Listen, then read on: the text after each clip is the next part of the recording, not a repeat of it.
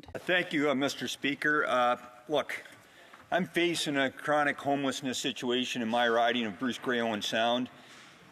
I had the privilege of sitting on the Human Committee when we were debating the introduction of the Housing Accelerator Fund. And all my questions then to the Minister, to those testifying, was how much of this money is going to rural Canada and smaller communities. And I was reassured this money is going to be dealt with or spread equally across our great nation. As the member said during his speech, it's important that this is an equitable funds and programs that are going to all regions.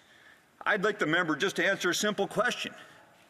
How many projects in Conservative-held ridings in rural Ontario delivered a single penny from the Housing Accelerator Fund? And if you can't answer that question, just name one single Conservative rural riding in the whole country that received a single penny from the Housing Accelerator Fund.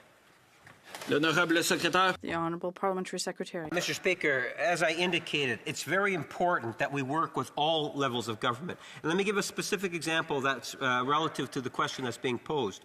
And I'm going to quote, remember, this whole report, there was a written response through the Minister's office, and that's like 20 pages. Here's one quote from it. Due to the Nature and Action Research, preliminary findings will be shared broadly to support ongoing efforts in communities and governments. Now I'm going to go down a little bit. It highlights Brandon, Manitoba, exploring service navigation and connection hubs in rural areas and investigating the root causes of rural to urban migration in order to better support surrounding communities.